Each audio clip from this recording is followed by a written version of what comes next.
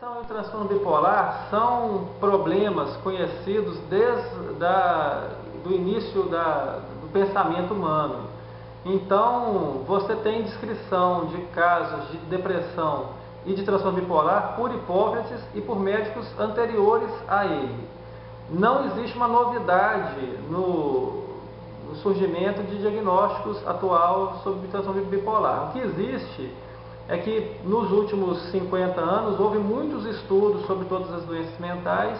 Esse conhecimento está ficando mais disponível para todos os médicos e os médicos estão chegando mais nos casos. A gente faz mais diagnóstico de transtorno bipolar e depressão, por exemplo.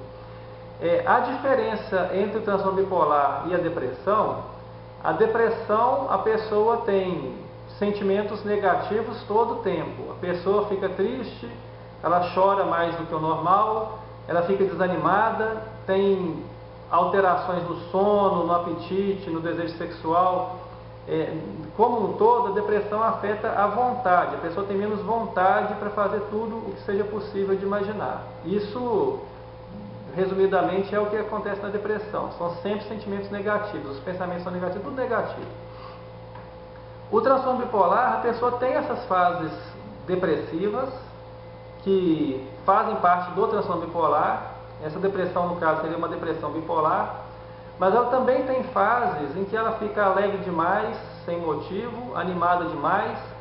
Se a gente falava que a depressão retira a vontade, geralmente o transtorno bipolar aumenta muito a vontade de fazer tudo que você imaginar.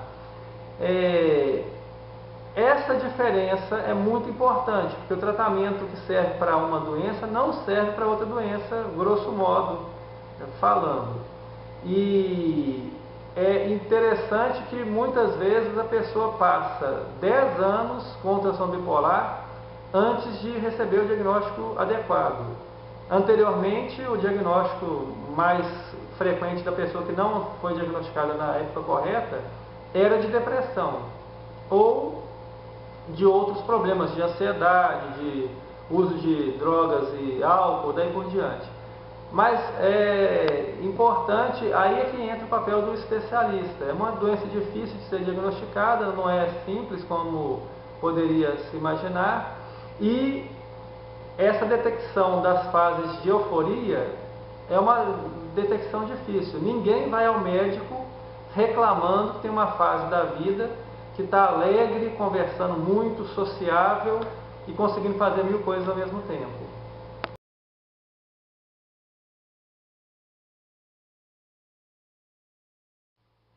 Os distúrbios psiquiátricos, eles têm uma característica de herdabilidade. Eles vêm de pai para filho, em uma grande quantidade dos distúrbios é assim. Entretanto, isso não quer dizer que as pessoas que nasçam de uma relação que tem uma pessoa com algum distúrbio psiquiátrico vai desenvolver a mesma doença. Por exemplo, a síndrome do pânico. Não vai acontecer de todos os filhos de uma pessoa que tem a síndrome do pânico, que isso vai acontecendo nas crianças. Por que que não? Porque essa herdabilidade não é de 100%. Ao contrário, na verdade, uma quantidade pequena das pessoas que são filhos portadores de doença mental vão ter a mesma doença. É claro que existem doenças que, se elas existem nos pais, elas vão existir nos filhos. Mas as grandes síndromes psiquiátricas, a depressão, a esquizofrenia, o transtorno bipolar, as doenças da ansiedade, elas não vão ter descendentes com 100% de descendentes com a mesma condição, muito antes pelo contrário. Além do que, nós temos que imaginar que esses filhos podem ser tratados precocemente, eles podem ser beneficiados por diversas intervenções psicológicas, e os pais também podem ter se tratado de tal forma que eles vão gerar um ambiente melhor para os filhos, e essas doenças vão ser menos prevalentes. Quanto mais a população tem acesso a tratamentos de saúde, você tem 2 reflexos importantes. A doença em si, ela é tratada e as pessoas sofrem menos, e as pessoas que estão em volta vão ser menos atingidas também. Existe uma consideração interessante que às vezes a mulher tem a depressão pós-parto. O filho dessa mulher, ele pode não ter depressão, nunca desenvolver na vida, mas o contato com a mãe doente vai levar a um sofrimento para aquela criança. O tratamento resolve esse problema.